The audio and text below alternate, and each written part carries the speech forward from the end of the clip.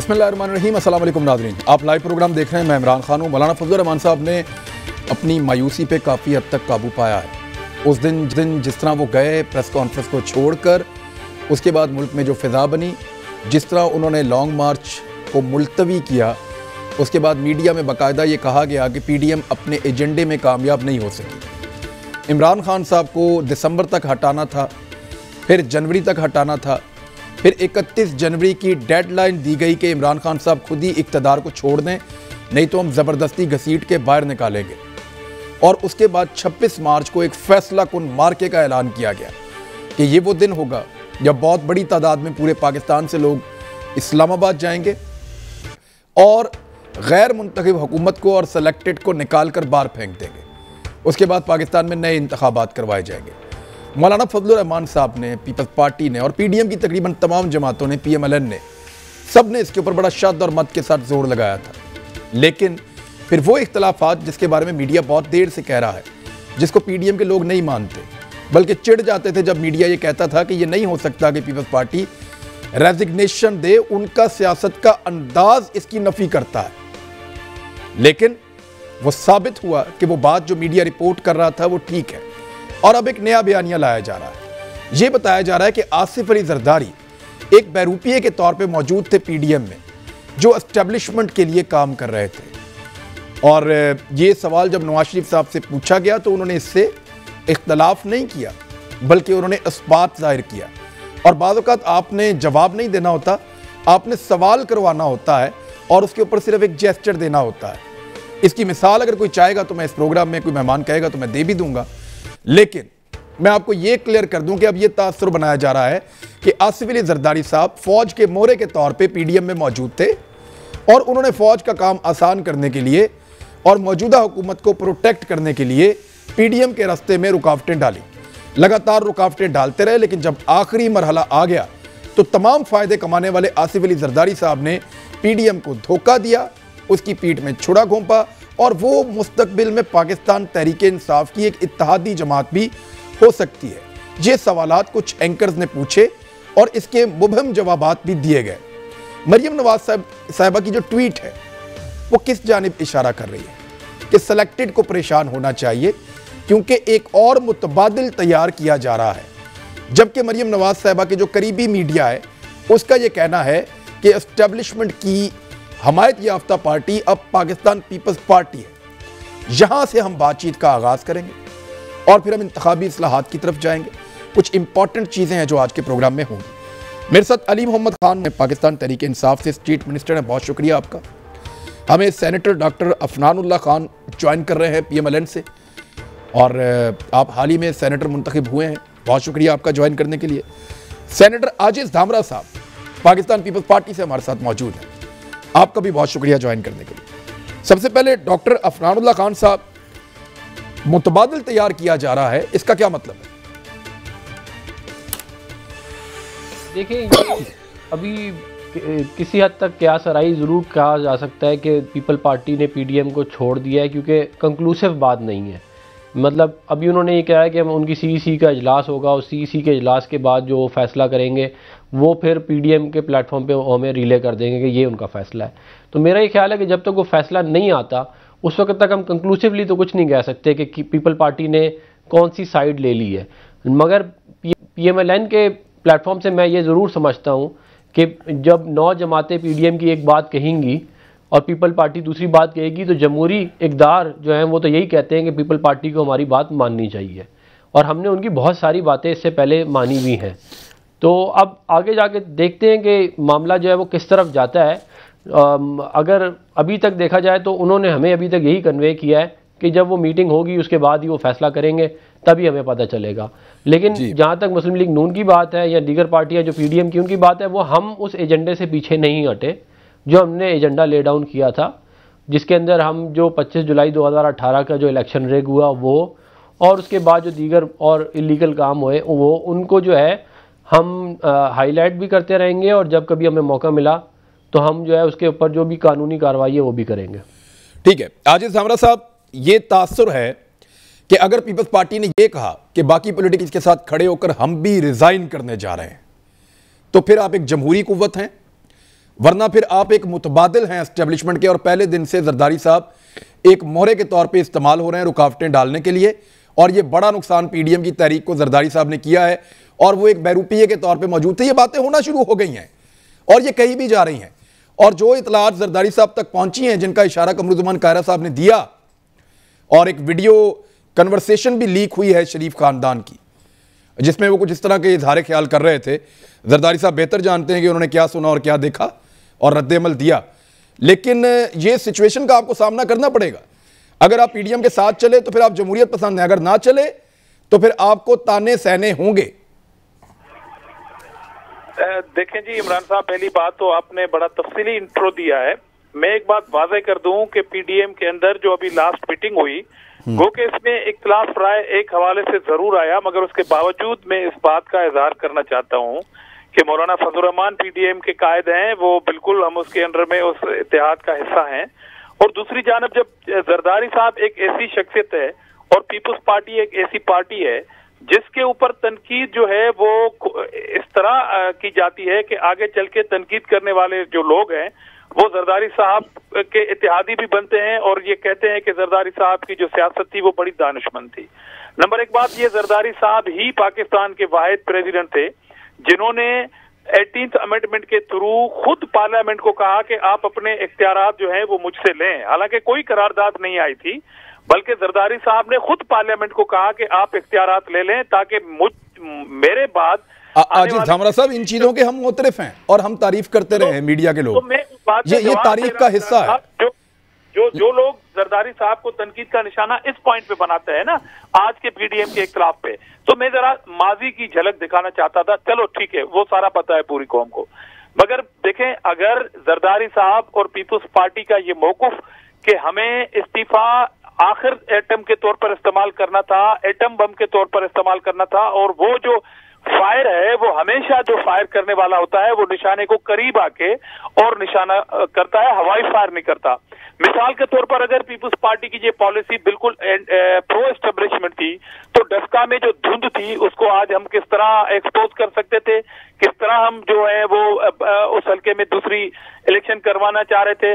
वो जो कैमरा का जो धुंध थी वो सेनेट के अंदर वो किस तरह एक्सपोज होती, वो जो पोलिंग हमारे जो प्रिजाइडिंग अफसर थे 20 किस तरह अगवा हुए, और जो सेनेट का प्रिजाइडिंग अफसर किस तरह डिस्कस हो रहा है मीडिया के अंदर, वो किस तरह होते अगर पीपुल्स पार्टी ये कन्विंस ना करती और अपना मौकुफ ना देती कि हमें इलेक्शन में जाना है। तमाम पार्टी उस धामरा साहब जो लोग कह रहे हैं वो ये कहते हैं कि पीपल्स पार्टी ने विकेट के दोनों तरफ खेला है लेकिन एक बड़ा फायदा दिया है। छोटी छोटी चीजों की खैर होती है जो आप करते रहे हैं। पीडीएम के प्लेटफॉर्म पे आपने पूरा साबित किया कि you are standing with PDM, लेकिन जिस वक्त एस्टेब्लिशमेंट को आपकी जरूरत पड़ी तो आप उनकी बी टीम बन गए। ये तासुर आपके बारे में पीएमएलएन और बहुत सारा मीडिया वो ये फैला रहा है। देखें पीडीएम के हवाले से मुस्लिम लीग नून हमारी इत्तेहादी जमात है, तबसरा करने की हद तक उनको ये इख्तियार है कि वो तबसरा करें, मगर मेरे ख्याल में जो कल के इख्तिलाफात थे वो काफी हद तक कवर हो चुके हैं। मगर साबित किया जाए कि कब पीपुल्स पार्टी जो है वो एस्टेब्लिशमेंट की जमात बनी। अब देखें हम इत्तेहादी हैं, हम बाजों का बातों को अपने प्लेटफार्म पे लेके आना चाहते हैं, अदरवाइज कहने के लिए बहुत कुछ है। दूसरी बात यह है कि हमारा बहुत बड़ा इवेंट हो रहा है इमरान साहब, वो है 4 अप्रैल शहीद जुल्फकार अली भुट्टो की एनिवर्सरी। हम उसमें बिल्कुल तैयारी हैं और आज ही आपको ये भी मालूम होगा कि हम पिंडी फिर आ रहे हैं उस मकाम पे जहाँ पे ये हमें लाश मिली, तो हम अपने उस इज्तिमा में बिजी हैं और 4 अप्रैल को सीईसी हमारी अनाउंस हो चुकी है, उसमें ये फैसला होगा। क्योंकि इससे पहले जो सीईसी थी उसमें ये डिस्कस हुआ था कि रेजिग्नेशन की जो टाइमिंग वो क्या है। तो एक पार्टी है, उसका बहुत बड़ा फोरम है और पीडीएम के कायद मौलाना फजलुर रहमान साहब के हम बड़े शुक्रगुजार हैं कि उन्होंने कहा है बाकी पार्टियों के भी कि हम पीपल्स पार्टी की सीईसी का इंतजार कर रहे हैं। तो मेरे ख्याल में वेट एंड सी कि उस सीईसी में जो फैसला होगा वो पूरी मीडिया के सामने होगा और कौम के सामने होगा। ठीक है, अली मोहम्मद खान साहब, फाइनली आपके पास मरियम नवाज साहब ने कहा कि सेलेक्टेड को प्रॉब्लम होनी चाहिए कि मुतबादिल तैयार किया जा रहा है, और जब वो मुतबादिल कहते हैं तो बहुत सारा मीडिया पीपल्स पार्टी की तरफ इशारे करता है। और कुछ मीडिया के दोस्त हमारे सवालात पूछ रहे हैं पीपल्स पार्टी के लोगों से कि क्या आप तहरीक इंसाफ के साथ इत्तेहादी बन सकते हैं, तो पीपल्स पार्टी के लोग ना नहीं कह रहे, कुछ लोग हल्की सी हाँ कहते हैं लेकिन ना नहीं कह रहे। आप इस पे तबसरा तो कर दें जरा बतौर पीटीआई। बिस्मिल्लाहिर्रहमानिर्रहीम, अल्लाहुम्मा सल्लि व सल्लिम व बारिक अला सय्यिदिना मोहम्मद। बहुत शुक्रिया इमरान साहब। सबसे पहले तो जो डॉक्टर अफनान साहब हैं उनको मैं वेलकम करता हूँ। गुड टू सी मुशाहिदुल्लाह साहब के बरखुरदार जो हैं वो सेनेटर भी बने हैं और आए हैं। It would have been a very proud day for him अगर आज वो जिंदा होते, लेकिन अल्लाह उनकी मगफिरत करे। ये उसी तरह का इनके साथ हुआ है।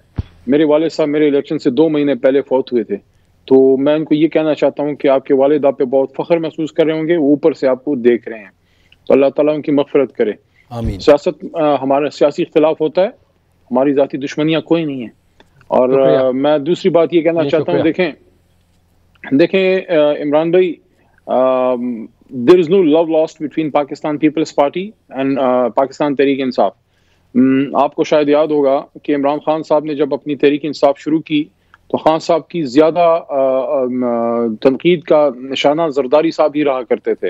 एग्जैक्टली। और 2011 में जब हमारा 30 अक्टूबर का अजीम शान जलसा हुआ तो उसके बाद आपको याद होगा वो टाइम जरदारी साहब ही की गवर्नेंस का था, और जब हमारी पार्टी ने पीक लिया तो जरदारी साहब ही सदर मुमलिकत थे और बहुत बड़ी तनकीद हम उन्हीं पे करते थे। मियाँ साहब के साथ इतना ज्यादा नहीं होता था उस जमाने में, वो तो जब वो हुकूमत में है उसके बाद उनके साथ एक मेन अपोजिशन के तौर पे। मैं एक चीज आपको याद दिला देता हूँ, आप बात मुकम्मल कर लीजिएगा, लेकिन मैं याद दिलाता हूँ मैंने 2013 में खान साहब का एक इंटरव्यू किया कि इंतखाबात आ रहे हैं। खान साहब ने कहा मैं वज़ीर आज़म बन जाऊँ, तो मैंने उनसे कहा कि फिर आपको हलफ लेना पड़ेगा आसिफ अली जरदारी साहब से। तो उन्होंने कहा कि अगर मैं वज़ीर आज़म बन गया तो मैं कभी भी आसिफ अली जरदारी से हलफ नहीं लूंगा। तो मैंने कहा फिर आप वज़ीर आज़म कैसे बनेंगे? उन्होंने कहा उसका कोई आईनी तरीका निकालेंगे, मैं हलफ नहीं लूंगा। तो ये इस लेवल पे खान साहब गए थे उस दौर में, मुझे याद है जी।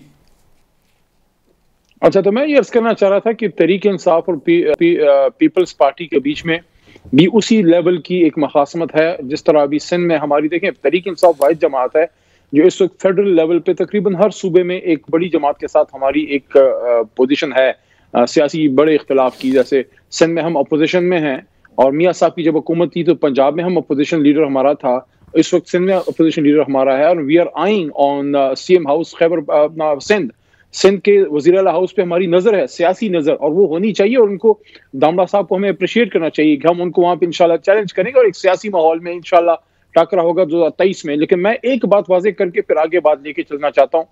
पिछले हमारी हुकूमत के 2.5 साल में अगर एक बड़ा मसला जनाब इमरान खान साहब को आया, वो था शुरू में हमारे फाइनेंस इश्यूज का, क्योंकि खजाना तकरीबन खाली था, महीने से कम का फॉरेन एक्सचेंज रिजर्व था। एक वो बड़ा इशू आया फिस्कल इश्यूज खजाने के। दूसरा जो बड़ा हमारे सामने इशू आया वो भी उससे रिलेटेड है, वो है महंगाई का, जिसपे इंशाल्लाह कंट्रोल 2021 के एंड तक बहुत हद तक अल्लाह के करम से कमी आएगी। लेकिन अगर पार्लियामानी लिहाज से आप देखें तो सबसे बड़ा चैलेंज पिछले 2.5 साल में अगर हमारी हुकूमत को आया है तो वो था वोट ऑफ कॉन्फिडेंस लेना, जो हमने लिया अखलाकी तौर पे। खान साहब ने डिसीजन लिया, क्यों? क्योंकि वहां हमें एक चैलेंज आया यूसुफ रजा गिलानी साहब के सेनेट इलेक्शन के तौर पे। तो इस वक्त तो सबसे ज्यादा हमें अपोजिशन टफ टाइम जो है मेरे ख्याल में जरदारी साहब ने, मेरी जाती राय है ये कि उन्होंने दिया है पार्लियामान में। जहां तक अब मियाँ साहब की और उनकी सियासत का ताल्लुक है तो मैं तो मरियम बीबी, देखें मरियम बीबी को ये भी जरूर सोचना चाहिए कि उनकी जमात आज कहाँ स्टैंड करती है, कि उनका एक बहुत बड़ा एलाई जो है वो उनको इस तरह से मैं कहूँगा बीच मंझधार एक उसूल पे छोड़ के चला गया, क्योंकि उनकी राय के पार्लियामानी हम करें। लेकिन आज मुझे बड़ा वैसे अजीब लगा, मौलाना साहब की एक बात आपने सुनाई है, अगर मैं सही समझा हूं तो उन्होंने एक इस्तेहज़ाया एक तंज़िया अंदाज में टारगेट किया है पीपल्स पार्टी के लीडर आसिफ अली जरदारी साहब को शायद किया है कि जेल में जाना पड़ेगा, फलाना होना पड़ेगा। तो मैं वैसे हैरान हूं कि पाकिस्तान में जमहूरियत की जदोजहद में मौलाना फजल रहमान साहब कब जेल में गए हैं मेरी ज़हन में नहीं है, ना मेरी कोई ख्वाहिश है कि वो जेल में जाएं। हाउस अरेस्ट होते रहे हैं, हाउस अरेस्ट, जेल शेल में नहीं गए ना, मतलब ये कोई इतना कोई आसान काम नहीं होता। दूसरा, इसमें एक चीज हमें जरूर नहीं तो एक मिनट अली मोहम्मद खान साहब, ये कोई बड़े फख्र की बात है जेल में चले जाना? यानी अगर कोई साफ करैक्टर का आदमी है, अगर कोई साफ करैक्टर कायदे आज़म मोहम्मद अली जिन्ना जेल में नहीं गए, बहुत सारे, यानी बिल गेट्स ने दुनिया बदल दी है, बिल गेट्स ने दुनिया बदल दी है, वो जेल नहीं गया। मार्क ज़करबर्ग ने दुनिया बदल दी है, वो जेल नहीं गया। ये क्या बात हुई? मैं तो खुद इस बात का दाई हूँ, मैं तो खुद इस बात का दाई हूँ। अभी तक मैं भी जेल में नहीं गया और अल्लाह जेल से वैसे बचाए।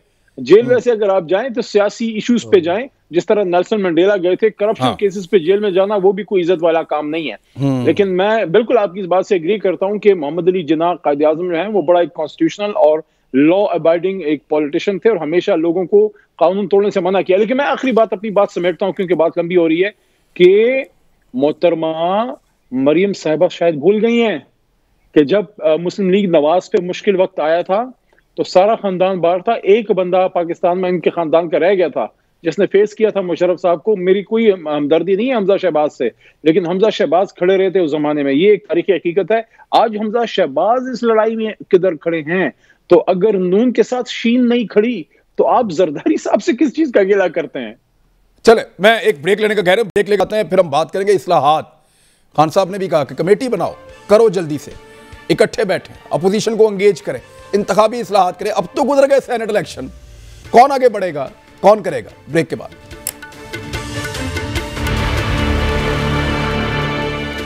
वेलकम बैक नाजरीन। आज इस हमरा साहब, पहले आप, क्योंकि बिलावल ने अभी थोड़े दिन पहले कहा कि मैंने अपनी वालदा से ये सीखा कि सिस्टम में लेकर लड़ना है, हमें इस्तीफे नहीं देने और हमें बाइकआउट्स नहीं करने।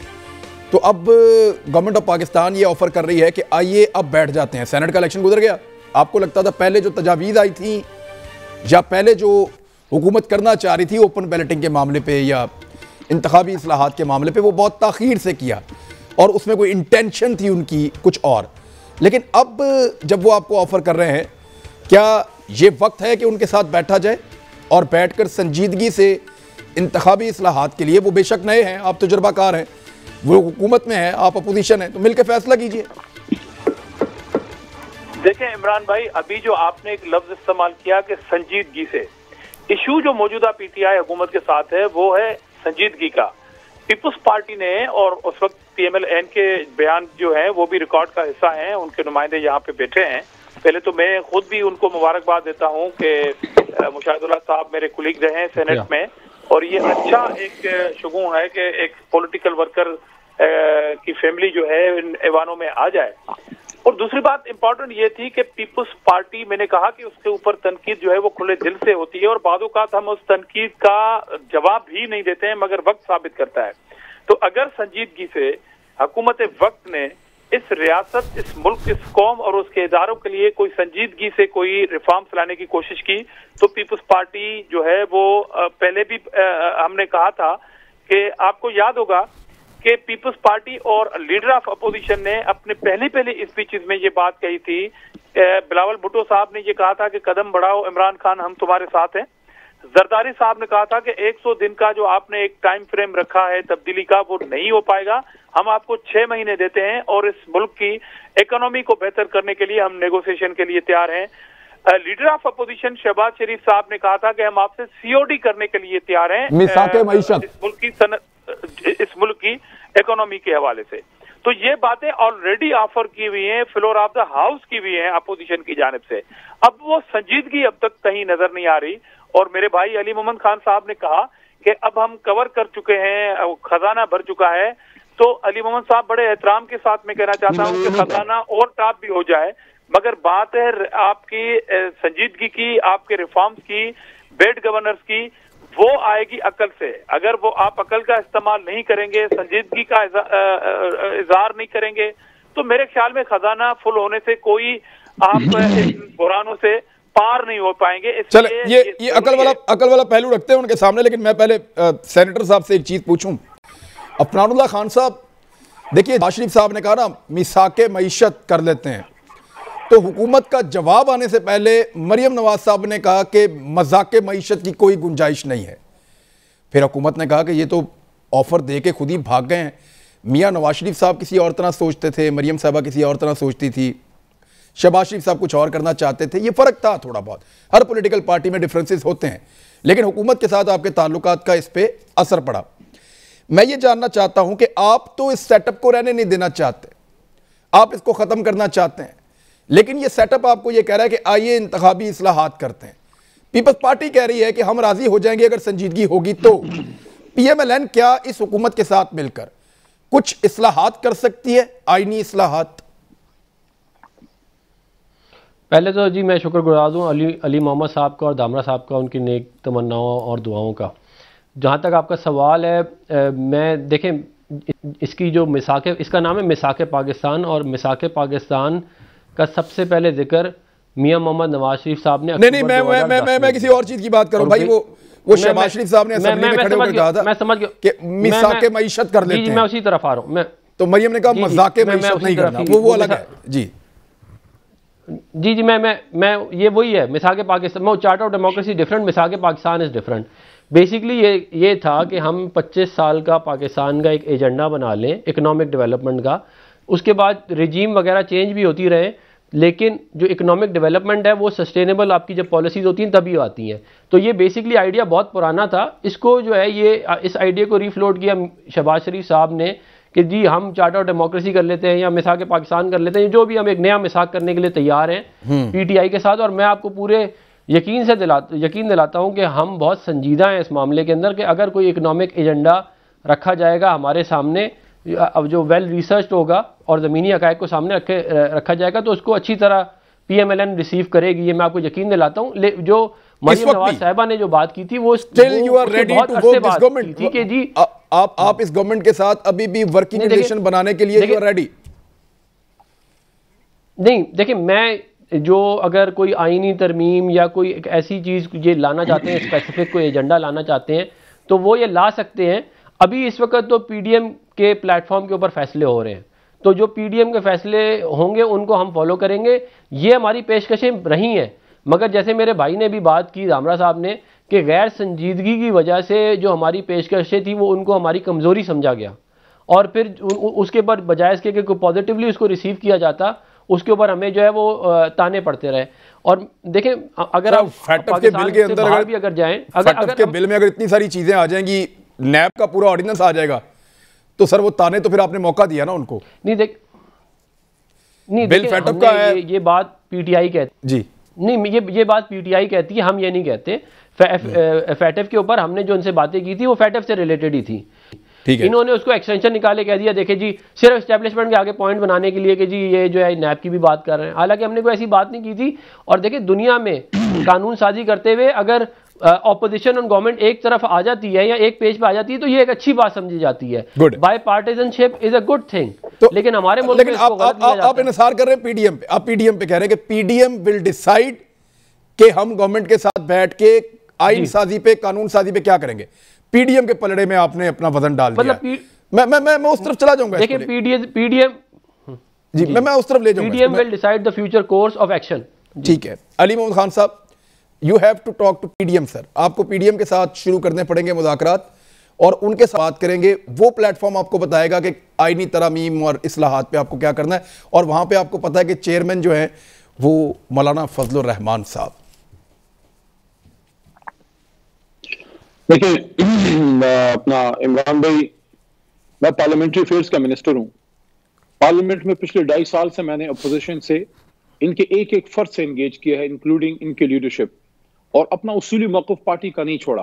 एंड एवरीबडी नोज दिस कि मैं अपनी पार्टी का 2013 से आज तक अगर किसी ने रोज डिफेंड किया है, पिछले 8 साल अल्हम्दुलिल्लाह के करम से मैं हूं। लेकिन मैं जितना इनको मैंने देखा है, मैं एक चीज आपको बताऊं, हम अगर एंगेज करेंगे तो पार्लियामेंट के फोरम पे करेंगे, पार्लियामेंट्री पार्टी से करना पड़ेगा। अगर आपका दिल चाहता है या नहीं चाहता, आपको करना पड़ेगा। अपोजिशन का एक भी मेंबर है, आपको उससे एंगेज करना पड़ेगा। लेकिन ओनस इन पे है। देखें, वजीर आजम साहब ने पहल कर दी है, खान साहब ने स्टेप ले लिया है, और स्पीकर साहब को उन्होंने एक राय दे दी है, क्योंकि स्पीकर साहब जाहिर है अपने ओहदे की वजह से किसी को बाउंड नहीं है, आजाद हैं, वो कस्टोडियन ऑफ द हाउस हैं। लेकिन खान साहब ने उनको अपना माइंड शो कर दिया है कि वो चाहते हैं कि आइंदा 2023 का जो इलेक्शन है, और मैं समझता हूं खान साहब की ये बड़ी ही प्रैग्मेटिक और बड़ी मैच्योर अप्रोच है इन हालात में। लेकिन मैं उनसे एक्सपेक्ट जरूर करता हूं, लेकिन इन हालात में जब एक वोट ऑफ कॉन्फिडेंस से हम निकले हैं और एक मुश्किल हालात का सामना रहा है और बड़ा टफ अपोजिशन के साथ हमारा रहा है पिछले महीना एक, तो इन हालात में अचानक इतना एक पॉजिटिव स्टेप देना, मैं समझता हूँ खान साहब ने सबको हैरान किया कि उन्होंने इतने ओपन माइंड से कहा है कि आप इनसे एंगेज करें ताकि अगले इलेक्शन के लिए अच्छे इलेक्टोरल रिफॉर्म्स हो जाएं, और कल को जो भी अपोजिशन हो उनको कम से कम कोई ना कोई सेफ ग्राउंड हो, और वो एक इक्वल फुटिंग पे। मैं जो आपकी बात समझाऊं, आप ये समझा रहे हैं कि पीडीएम जो है वो एक पॉलिटिकल एजेंडे के ऊपर एक पॉलिटिकल प्लेटफॉर्म बना हुआ है, वो अपना पॉलिटिकल काम करे, लेकिन पार्लियामेंट्री अफेयर्स के लिए आप जो पार्लिमानी पार्टी के लीडर्स हैं या जो पार्लिमानी जमातें मौजूद हैं जो जीत कर आए हैं, सिर्फ उनसे बात करेंगे, पीडीएम के पास नहीं जाएंगे। मैं क्वालिफाई करूंगा एक बात से, इसको मैं क्वालिफाई करूंगा अपना इमरान भाई। आइडियली मैं कह रहा हूं कि आइडियली होना ये चाहिए, और हम करेंगे भी ये, कि पार्लियामेंट के अंदर जो इनकी लीडरशिप मौजूद है, जिसमें शहबाज साहब भी हैं, उसमें बिलावल साहब और जरदारी साहब भी खुद हैं, उसमें बरखुरदार हैं मौलाना फजल रहमान साहब के, मौलाना असद साहब, उनसे अच्छी सलाम दुआ है हमारी, उनसे उधर बात हो सकती है। लेकिन मैं दरवाजा बंद नहीं कर रहा, सियासत में दरवाजे बंद नहीं होते। आप पीडीएम से भी हम बात करेंगे, मौलाना साहब से भी कर लेंगे, लेकिन सवाल ये है सीरियसनेस उधर कितनी होगी। मैं अगर अभी आपसे बात करूं तो मैं आपको एक्सेप्ट करूं ना कि आप इमरान खान हैं और आप एंकर हैं इस प्रोग्राम के। अगर आप मैं आपकी एंटिटी तस्लीम नहीं करता, मैं कहता हूं इमरान खान, मैं आपको मानता ही नहीं हूं, मैं एंकर इमरान खान को नहीं मानता, लेकिन आपके प्रोग्राम में बैठा हूं तो आप कहेंगे यार मैं आपसे क्या बात करूं। इसलिए मैं ये कह रहा हूं कि मौलाना फजल रहमान साहब, सिर्फ आखिरी मुझे 1 मिनट दे दें, फजल रहमान साहब भी सोचें कि वो अपनी पीडीएम या जो भी है इसको किधर ले जाना चाहते हैं।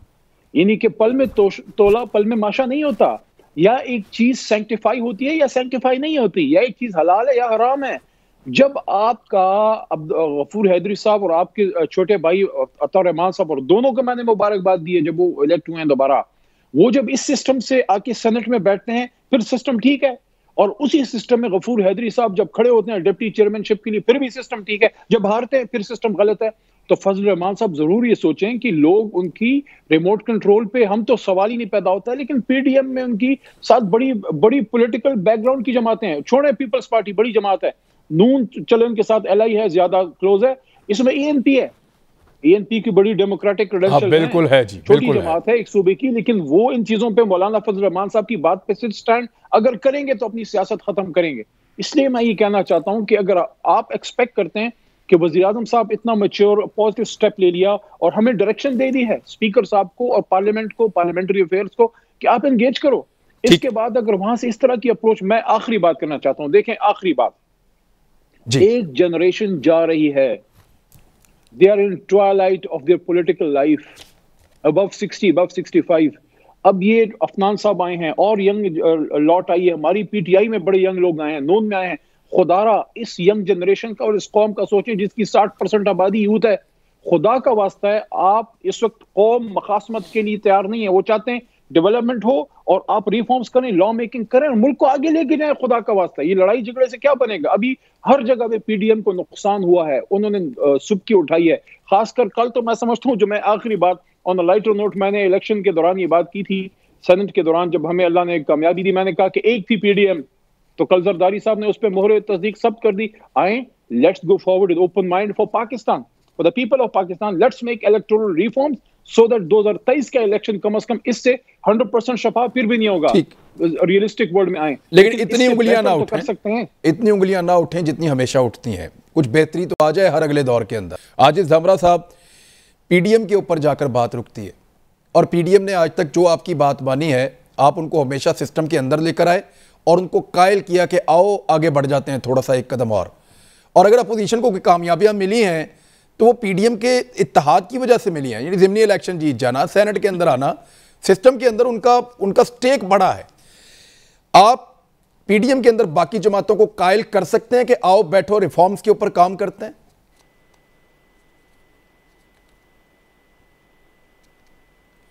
आजिज धामरा साहब, मेरे ख्याल में ब्रेक ले लेते हैं, धमरा साहब से यही सवाल पूछेंगे ब्रेक के बाद। साथ ही एक ब्रेक ले रहे हैं, अभी वापस आते हैं। वेलकम बैक नाजरीन। आजिज धमरा साहब, मैं सवाल आपके सामने ये रहा था कि हुकूमत कहती है कि हम भी तैयार हैं, किसी भी लेवल तक जा सकते हैं, यानी हम अपोजिशन से, पार्लियामेंट्री पार्टी से भी बात कर सकते हैं, पार्लियामेंट के अंदर भी गुजारिश कर सकते हैं, और अगर एक स्टेप आगे बढ़ना पड़ता है तो अली मोहम्मद खान साहब को लगता है कि कोई मज़ायका नहीं है, हम पीडीएम से भी बात कर सकते हैं, लेकिन उसके लिए पीडीएम तस्लीम करे कि वो हुकूमत से बात कर रही है और हुकूमत के वजूद को तस्लीम करे उनके प्राइम मिनिस्टर और बाकी लोगों समेत, तो फिर फजलुर रहमान साहब को दिल बड़ा करना पड़ेगा।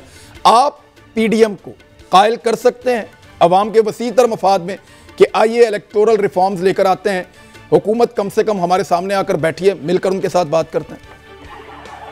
देखिए इमरान साहब, इसमें कोई शक नहीं है, मैंने तो आपको अभी जो पहले मैंने गुफ्तगू की उसमें चेयरमैन बिलावल भुट्टो जरदारी साहब और मियां शहबाज शरीफ साहब के वो कोर्ट किए जो फर्स्ट इजलास में ये बातें हुई थी। दूसरी, अभी अली मोहम्मद खान साहब ने एक बात की कि कस्टोडियन ऑफ हाउस होते हैं स्पीकर साहब और वो कमेटी बनेगी, वो खत लिखा है रिफॉर्म्स के लिए। तो पहले तो जो कस्टोडियन ऑफ हाउस है स्पीकर साहब, बड़ी माजरत के साथ आज जाना ये गुजारिश है कि स्पीकर साहब को कस्टोडियन ऑफ हाउस होना चाहिए। बदकिस्मती से स्पीकर साहब जो है वो कस्टोडियन ऑफ पीटीआई हैं या उनकी हुकूमत बन रही है, नंबर 1। और दूसरी बात, हुकूमत को अपनी पोजीशन वाजे कर देनी चाहिए कि आप जो इलेक्शन कमीशन है उसके ऊपर आप रेजिग्नेशन का मुतालबा कर बैठे हैं। थोड़े ही दिनों के बाद आप अपोजिशन से बात करेंगे कि इलेक्टोरल रिफॉर्म्स लेके आए, तो इलेक्टोरल रिफॉर्म्स के बाद जो होने वाले इंतखाब है वो कौन कराएगा? वो डेफिनेटली आपका एक आईनी पोजीशन है इलेक्शन कमीशन के चेयरमैन की, उनके मेंबरान की, वो वक्त से पहले आपकी मंशा, आपके मुतालबे पर मुस्तफी नहीं हो सकते। नहीं, ये देखिए, ये टेक्निकल चीजें हैं सर, ये टेक्निकल चीजें, ये तो आपको बैठ के इनके साथ तय करनी है। तो मैं तो बुनियादी बात कर रहा हूं कि बैठने का माहौल पैदा करना, और वो पीडीएम में सिर्फ पीपल्स पार्टी कर सकती है। मेरे ख्याल में इमरान साहब, मेरे ख्याल में बहुत वक्त था अपोजिशन से बात करने का इस हुकूमत को, जो उन्होंने गंवा दिया। अब खुद पीपल्स पार्टी के लिए बहुत बड़ा मुश्किल एक मरहला आता है जब इस हुकूमत से बात करने के लिए पीडीएम की दूसरी जमातों से बात करें, क्योंकि जब हम इस सिस्टम को बचाने की बात करते हैं, जब रियासत की भलाई के लिए बात करते हैं, मैं सब जमातों के लिए ये कह रहा हूं कि सब रियासत की भलाई और खल्के खुदा की भलाई के लिए एक पेज पे हैं, मगर फिर पीपल्स पार्टी के ऊपर फिर आप ही के प्रोग्रामों में ये इल्जाम लगता है कि वो एस्टेब्लिशमेंट की जमात बन चुकी है, प्रो एस्टेब्लिशमेंट बन चुकी है। ये सारे इल्जामात पीपल्स पार्टी को फेस करने होते हैं, क्योंकि जो प्राइमरी स्टेज था इस हुकूमत का, जो ऑफर थी अपोजिशन की और मैच्योर ऑफर थी, उनको इस हुकूमत की नालायकियों ने वो टाइम जो है वो पास कर दिया। अब हाफ टाइम हो चुका है। यानी नहीं, अभी भी आपको एक मिनट सर, आपको अभी भी लगता है कि अब कोई कानून पास नहीं हो सकता, इन्होंने वक्त ज़ाया कर दिया? यानी आप इलेक्शन से पहले कर रहे थे कि ये टाइमिंग खराब है, अब आप कह रहे हैं कि पहले 2.5 साल में कानून साजी हो सकती है, आखिरी 2.5 साल में कानून साजी नहीं हो सकती, आप ये कह रहे हैं? देखिए, नहीं, देखिए इमरान साहब, बिल्कुल एक बात है कि आपका जो इनिशिएटिव स्टेज होता है आप कानून साजी करें, बाकी दौर में आप इम्प्लीमेंटेशन करें। अब इम्प्लीमेंटेशन का दौर, इलेक्शन की जो कानून साजी होगी उसका इम्प्लीमेंटेशन 5 साल के बाद होगा सर। बड़ी इंपॉर्टेंट बात यह है इमरान साहब कि इनके इत्तेहादी जो हैं वो छोड़ चुके हैं। मिसाल के तौर पर मेंगल साहब जो इनके प्राइमरी स्टेज पे इनका इत्तेहादी थे, अब वो पीडीएम का हिस्सा है। सर मैं ये कह रहा हूं कि उन्होंने बहुत बुरा वक्त गुजारा, उनसे 2.5 साल में कुछ नहीं हुआ, वो आपको आवाजें दे रहे हैं कि आइए कौम के लिए कुछ बेहतर करें, तो आप ये कहेंगे क्योंकि पहले 2.5 साल तुमने नहीं बुलाया तो अगले 2.5 साल हम भी नहीं आ रहे? वही तो मैं बात कर रहा हूं आपके पूरे प्रोग्राम में कि बात संजीदगी की है। अब ये आवाज नहीं लगा रहे हैं, फिलहाल तो ये गालियां दे रहे हैं। प्राइम मिनिस्टर का बयान और वजीरों के डेली स्टेटमेंट। अब अली मोहम्मद खान एक संजीदा फेस है हुकूमत के, हर टॉक शो में उनकी गुफ्तगू जो है वो बड़ी संजीदा होती है। बाकी जो इनके वुज़रा होते हैं उनके आप प्रेस कॉन्फ्रेंस उठा के देख लें, आप खुद फैसला करें पाकिस्तानी कौम के सामने कि हुकूमत की कितनी संजीदगी शो होती है। ठीक है, मैं जरा डॉक्टर अफनान साहब से, ये लॉन्ग मार्च पीपल्स पार्टी तो अब जाके पहले डिसाइड करेगी। 4 मार्च को उन्होंने बुलाया है सीईसी का इजलास, आपका लॉन्ग मार्च पहले 26 तारीख को था, 4 अप्रैल को सॉरी बुलाया, आपका 26 मार्च को पहले लॉन्ग मार्च था। अब मौलाना फजलुर रहमान साहब ने अपने लोगों को कहा मुबैना तौर पर कि तैयारी पकड़ो, और उन्होंने तैयारी शुरू की है। और पीएमएलएन की जानिब से कुछ स्टेटमेंट आए हैं कि हम पीपल्स पार्टी के बगैर भी कर सकते हैं। तो what is the plan? Long March exactly होगा नहीं होगा? क्योंकि अगर आपने ये मार्च ज़ाया किया तो अप्रैल में सबसे पहले तो आपके सामने आ जाएगा गड़ी खुदाबख्श, फिर आपका एक ज़िमनी इंतखाब डस्का वाला, उसके बाद रमज़ानुल मुबारक, और फिर मई के अंदर शदीद गर्मी सर। तो तब तो बच्चों को भी स्कूलों से छुट्टियां हो जाती हैं, तो कैसे फिर आप चलाएंगे चीज़ों को? देखिए, बात यह है कि जो बड़ी बड़ी क्या कहते हैं मूवमेंट्स होती हैं, उनको जो है वो जो मौसम की तब्दीलियाँ हैं उनसे फ़र्क नहीं पड़ता और ना पड़ना चाहिए। तो जहाँ तक बात रह गई इसकी पीपल पार्टी के डिसाइड करने की, उसका हम ज़रूर इंतज़ार करेंगे, लेकिन मैं आपको यकीन दिलाता हूँ कि पीडीएम का जो एजेंडा है उसको जो है हम ज़रूर पूरा करेंगे, और उसके साथ हमारी कमिटमेंट जो है वो पूरी है, और हमें यकीन है कि बेटर सेंस जो है वो प्रिवेल करेगी पीपल पार्टी में। सर देखिए एक सेकंड डॉक्टर साहब देखिए, पीडीएम का एजेंडा ये है कि इमरान खान को निकालना है, क्योंकि वो सन है, वो मुंतखब वज़ीर आज़म नहीं है, ये पीडीएम कहती है, और इन इंतखाबात को वो तस्लीम नहीं करती। मैं आपसे सवाल जब करता हूं कि क्या आप इंतखाबी इस्लाहात करेंगे, तो जब आपका एजेंडा ये होता है कि हुकूमत को ही गिरा देना है, तो फिर आप किसके साथ मिलकर इस्लाहात करेंगे? इट मीन्स कि आप पीडीएम के एजेंडे पे चलेंगे, हुकूमत को खत्म करेंगे और बगैर इस्लाहात के अगले इंतखाबात होंगे। देखिए, जो इलेक्टोरल रिफॉर्म्स की बात है, वो तो पहली जो इन्होंने बात की है इलेक्ट्रॉनिक वोटिंग वाली, वो वाली बात तो बिल्कुल 100% किसी भी पाकिस्तान जैसे मुल्क में इम्प्लीमेंट करनी ही नहीं चाहिए। इंडिया में है वैसे आरटीएस सिस्टम को पिछले बार बिठा दिया गया था। नहीं, इंडिया में इसलिए क्योंकि उनकी डेमोक्रेसी मैच्योर है ना, उधर कोई इस्टेब्लिशमेंट बैठ के इलेक्शन तो नहीं क्या कहते मैनेज कर रही होती। तो बात ये है कि हम तो ये जो इलेक्ट्रॉनिक वोटिंग सिस्टम का कह रहे हैं, मुझे इसका मेरा अपना भी एरिया ऑफ एक्सपर्टीज है ये, इसके अंदर तो ये पाकिस्तान में तो बिल्कुल भी इम्प्लीमेंट नहीं होना चाहिए। हम तो यहाँ पे 4-4, 6-6 बंदे बिठा के तब भी फॉर्म 45 हमें नहीं मिले, हमारे पोलिंग एजेंटों को बाहर निकाल दिया गया। उसके बाद ये कह रहे हैं इलेक्ट्रॉनिक वोटिंग सिस्टम ले आओ ताकि किसी का वोट किसी को पड़ जाए, बाद में कहें जी हमें वो चेक कौन करेगा, वेरीफाई कौन करेगा इस चीज़ को। तो मेरा ये ख्याल है कि ये जो ऑफर है ये गैर संजीदा है दोबारा से। और एक बात ये कि देखें, इनके पास बहुत टाइम था कि ये हमें इंगेज करते। हुकूमत का काम होता है कि वो जो है वो बड़े दिल का मुजाहरा करे। हुकूमत का काम नहीं होता कि वो खड़े होकर अपोजिशन को जो है वो जो गालियां दे और बुरा भला कहे। ये अली मोहम्मद साहब इस तरह नहीं करते, ये वाकई संजीदा आदमी है, लेकिन बाकी सारे लोग ये वाला काम करते रहे। और ये सर वो आपकी पार्टी में भी देखें, हर पार्टी में ऑफर करते थे, हर पार्टी में पीपल्स पार्टी में बड़े बड़े अग्रेसिव लोग हैं, आपकी पार्टी में बड़े बड़े, आपकी तो लीडर इस वक्त जो मरियम नवाज है बहुत अग्रेसिव है, उधर पीटीआई में भी ऐसे ही है। ये तो एंड चला हुआ है। मैं ये सारे करते हैं, किसी एक को आप एलिगेशन नहीं। सर मैं अब मेरे पास वक्त खत्म हो रहा है, लेकिन मुझे एक चीज पूछनी है। मैं एक बात ऐड कर दूं। देखिए, लेकिन ये जो बहुत ज्यादा क्या कहते हैं एग्रेसिवनेस है, ये तो पीटीआई ने और इमरान खान साहब ने शुरू की है। मैं आपको किसी दिन सर मैं किसी दिन आपको स्टेटमेंट सुनाऊंगा जहां से एग्रेसिव सियासत का आगाज हुआ था इस मुल्क के अंदर, मैं आपको किसी दिन सुनाऊंगा। मैं अली मोहम्मद खान साहब, मुझे आप ये बताएं कि ये तो आपको मानते ही नहीं, तस्लीम करते ही नहीं, तो फिर कानून साजी किस बात की? इमरान भाई मेरी बात गौर से सुनिए, हम पाकिस्तान के लिए सियासत कर रहे हैं। इमरान खान, आपको भी लास्ट मिनट है मेरे पास, एंकर इमरान खान से मैं कह रहा हूं कि इमरान खान जो चेयरमैन तहरीक इंसाफ सिर्फ पाकिस्तान के लिए सियासत करने निकले हैं। पाकिस्तान के लिए हम पाकिस्तान के दुश्मन से भी बात कर सकते हैं, चाहे वो नरेंद्र मोदी ही क्यों ना हो, अगर पाकिस्तान का उसमें मफाद हो। ये सिर्फ अपोजिशन है, दुश्मन नहीं है जाती, इनसे सियासी इख्तिलाफ है, ये बात क्लियर होनी चाहिए। अगर तो कल से पहले, यानी कि कल जब पीडीएम फौत होगी उससे पहले इमरान खान ये ऑफर करते वजीर आजम साहब, तो ये बात आ सकती थी कि कोई रिलीफ ढूंढ रहे हैं। अभी तो आपकी पीडीएम फौत हो गई है, इसका मतलब है कि इमरान खान साहब की ऑफर सिर्फ इलेक्टोरल रिफॉर्म्स के लिए इसलिए नहीं है कि आप मूवमेंट ना चलाएं। मैं फिर ऑफर कर रहा हूं, आप मूवमेंट भी चलाएं, हमें गिराएं, लेकिन ये भी कहना चाहता हूं कि जब हम आपको इलेक्टोरल रिफॉर्म्स पे बात करें, उस पर बैठें, बाहर तहरीक चलाएं।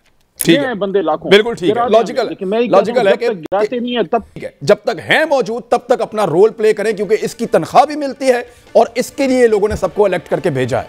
अब तक के लिए इतना ही, अपना ख्याल रखिएगा, मुलाकात होती है मंडे को। अल्लाह हाफिज।